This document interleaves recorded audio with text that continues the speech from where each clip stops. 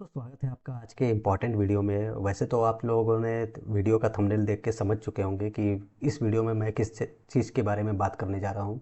और बहुत ही important topic है और एक मिथ भी है लोगों का। और अगर कोई भी चीज़ ऐसी होती है जिसमें आप लोगों को कन्फ्यूज़न रहता है, और कन्फ्यूज़न क्यों रहता है कि कन्फ्यूज़न क्रिएट किया जाता है बड़े बड़े यूट्यूबरों के द्वारा कि हाँ, क्या तरीका सही है, और जिसकी वजह से मैक्सिमम रिटेल ट्रेडर उसको फॉलो करते हैं जिनका कैपिटल कम होता है। और वो उसको फॉलो करने के बाद क्या होता है कि ओवरऑल वो लॉस में होते हैं।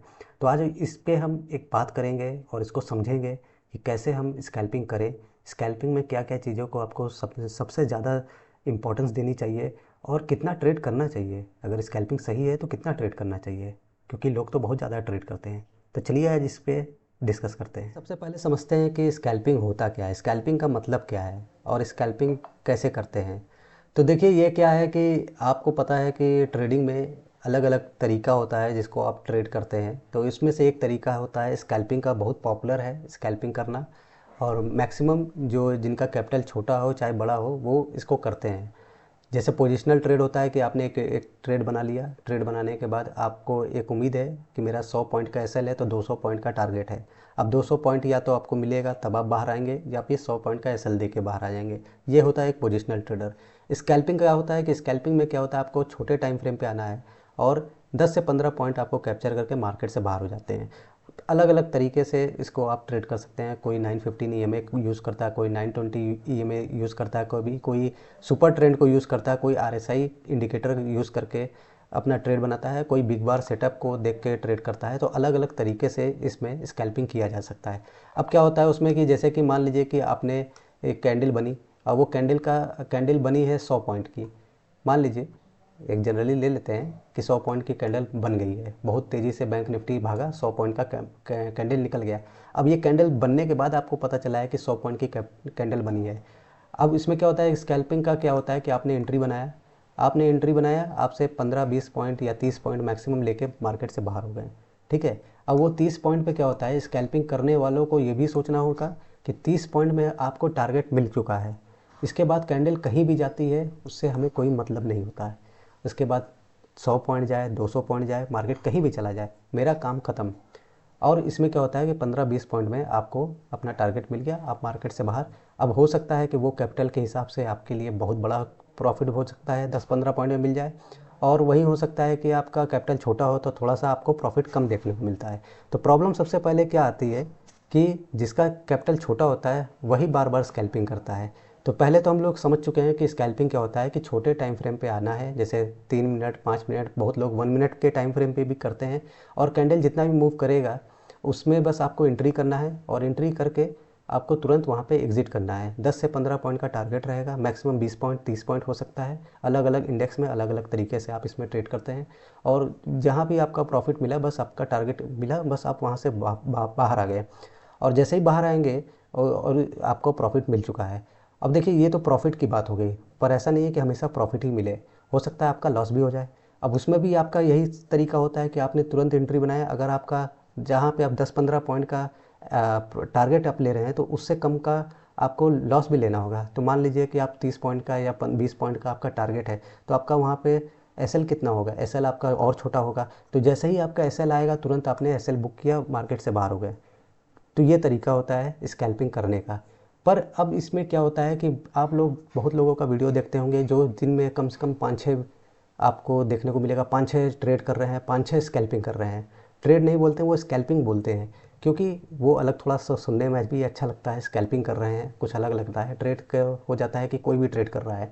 तो उसमें क्या होता है कि जब 5-6 स्कैल्पिंग करते हैं और जिनका कैपिटल बड़ा है, और वो मान लीजिए एक्सपीरियंस है, मार्केट की काफ़ी अच्छी नॉलेज है, तो उसमें क्या होता है कि वो बार बार ट्रेड करते हैं, तो ओवरऑल वो प्रॉफिट में तो आ जाते हैं। पर इसका इम्पैक्ट क्या पड़ता है, इसका इम्पैक्ट ये पड़ता है कि मैक्सिमम जो जिनका कैपिटल कम है वो भी इसी को फॉलो करते हैं। और जब इसको फॉलो करते हैं तो फिर क्या होता है कि आप एक ट्रेड में आपका प्रॉफिट हो जाता है और एक ट्रेड में लॉस होता है। फिर उसको रिकवर करने के लिए आप जाते हैं, फिर वहाँ पे आपका लॉस होता है और ओवरऑल आपका लॉस ही होता है। तो ये स्कैल्पिंग नहीं है। स्कैल्पिंग का मतलब बस होता है कि आपको छोटे टाइम फ्रेम पे आना है, छोटे टाइम फ्रेम पे एंट्री बनाना है, प्रॉफिट मिला तो प्रॉफिट लेके आएंगे, लॉस मिला तो लॉस लेके आएंगे, और उसके बाद मार्केट से बाहर हो जाएंगे। ये तरीका होता है। और स्कैल्पिंग में मैक्सिमम 2 से 3 ट्रेड करते हैं। अगर आपका टारगेट डिफाइन हो चुका है कि मेरा टारगेट इतना है, मेरी कैपिटल का 8 से 10% का रिटर्न है, मिल गया तो ठीक है, नहीं मिला तो बस मेरा आज का दिन क्लोज। ये तरीका होता है स्कैल्पिंग करने का। पर लोग क्या करते हैं, अभी मैं इस पे भी आता हूँ कि लोग किस तरीके से स्कैल्पिंग करते हैं और क्या चीज़ें को आपको फॉलो करना चाहिए कि आप भी एक अच्छा स्कैल्पर बन सकें और प्रॉफिट के साथ साथ अपना कैपिटल भी ग्रो कर सके और ओवरऑल आपका पीएनएल ग्रीन में रहे। तो चलिए अब इस पे भी बात करते हैं। तो दोस्तों, अभी आपने समझा कि स्कैल्पिंग क्या होता है, स्कैल्पिंग का असली तरीका क्या होता है ट्रेड करने का, और हमेशा आपको स्कैल्पिंग में प्रॉफिट नहीं मिलता है, लॉस भी मिलता है। अब यहाँ पे बात करते हैं जो मैक्सिमम रिटेल ट्रेडर, जो कि जिनका कैपिटल कम है, वो क्या गलतियाँ करते हैं स्कैल्पिंग में, अब उस पर हम बात करते हैं। मान लीजिए कि यहाँ पे केस है, एक लड़का है जिसकी कैपिटल है 10K, मतलब कि 10,000 है, और एक है जिसका कैपिटल है 10 लाख, 1 लाख, मान लीजिए इतना बड़ा नहीं, 1 लाख है, ठीक है, 1 लाख कैपिटल है, 1 लाख है, ठीक है। अब इनका भी टारगेट है 10% का पर डे। वैसे तो बहुत ज़्यादा होता है 10%, फिर भी 10% का टारगेट है। और ये 1 लाख वाले का भी 10% का ही टारगेट है, ठीक है। अब यहाँ पे क्या है कि जिनका कैपिटल ज़्यादा है, इनको हम मानते हैं कि ये काफ़ी मैच्योर हैं, काफ़ी साल से एक्सपीरियंस है इनको ट्रेडिंग का, और ये बढ़िया ट्रेडिंग करते हैं और अपना रिस्क रिवॉर्ड को फॉलो करते हैं, डिसिप्लिन को फॉलो करते हैं। अब 10K है जिसका, मान लीजिए कि इनका एक्सपीरियंस कम है। वैसे 10K भी वाले भी एक्सपीरियंस वाले होते हैं, अच्छा प्रॉफिट बनाते हैं। पर मान लीजिए कि इनका एक्सपीरियंस थोड़ा कम है और ये नए नए मार्केट में आए हैं और इनकी एक्सपेक्टेशन मार्केट से बहुत ज़्यादा है। मैक्सिमम रिटेल ट्रेडर के साथ यही होता है। अब यहाँ पे क्या है कि ये 10K से अगर 10% अगर बनाते हैं तो इनको प्रॉफिट मिलता है 1000, ठीक है। चाहे एक ट्रेड करें, इनको यही प्रॉफिट मिलेगा 1000 का। यहाँ पे ये ट्रेड करते हैं 1 लाख कैपिटल से 10% लेते हैं, इनका प्रॉफिट मिलता है 10,000 का। देखिए, परसेंटेज ऑफ रिटर्न सेम है, 10%, यहाँ भी सेम है। उतना ही पॉइंट कैप्चर किया गया है, उतना ही पॉइंट यहाँ भी कैप्चर किया गया है। यहाँ पे 1000 का प्रॉफिट है, यहाँ 10,000 का प्रॉफिट है। देखने में बढ़िया कौन सा लग रहा है? 10,000। अब 10,000 वाला बढ़िया लग रहा है, बड़ा प्रॉफिट लग रहा है, ये किसी को बताएगा कि मेरा आज 10,000 का प्रॉफिट हुआ है तो लोग खुश भी होंगे, बहुत बहुत बढ़िया कहेंगे कि बहुत अच्छा प्रॉफिट है। 1000 वाले कहेंगे कि ठीक है, चलो 1,000 बन गया, ठीक है, कोई बात नहीं, तुक्का से बन गया होगा, ये भी कह सकते हैं। पर मैक्सिमम जो जिनका कैपिटल कम होता है वो क्या करते हैं, जिनका 1,000 का प्रॉफिट आने के बावजूद वो इस प्रॉफिट से सेटिस्फाई नहीं होते हैं।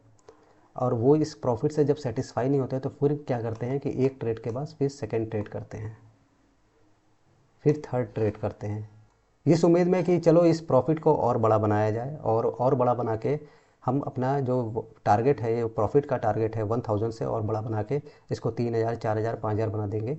अब सोचिए कि 10% वैसे भी ज़्यादा ही रिटर्न है, उसके बावजूद आप इसमें ट्रेड करके सोचते हैं कि बढ़िया बना लें। उसके पीछे का रीज़न क्या है कि आपने जिन लोगों को फॉलो किया है उनको वो यही तरीका दिखाते हैं, इसी तरीके से ट्रेड करते हैं, जिससे आपको लगता है कि 2-3 trade, 4 trade, 5 trade is normal, ये समझते हैं। वहीं एक ये जो बंदा है जो एक्सपीरियंस है, इसको मार्केट में काफ़ी टाइम हो चुका है और कैपिटल बड़ा है, वो 10,000 से खुश हो गया, सेटिस्फाई हो गया है। लोग को वो बताएगा तो कहेंगे बहुत बढ़िया है, एक ही ट्रेड से 10,000 बना लिया, बहुत अच्छा है, और ये मार्केट से एग्जिट हो गया। उसके बाद मार्केट में कुछ भी हो रहा है इससे कोई लेना देना नहीं है, ये बैठा नहीं है, ये किसी और काम में अपना बिजी हो गया, अपने लाइफ में मस्त है। यहाँ पे क्या है, ये 9 बजे भी आता है और 3:30 बजे तक बैठता है, सुबह प्रॉफिट करता है और मार्केट क्लोज होते तक ये ओवरऑल लॉस में हो जाता है। क्यों? क्योंकि इसने देखा है कि स्कैल्पिंग यही तरीका है, 4-5 ट्रेड करो, इस नॉर्मल है, और अपने प्रॉफिट को बढ़ाने के चक्कर में किसी दिन आपका प्रॉफिट बढ़ भी जाता है, 1,000 से हो सकता है 3,000 बन जाए।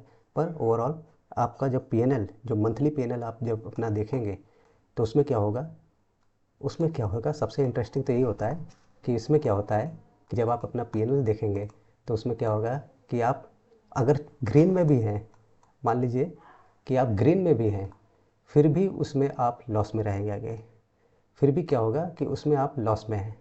क्यों?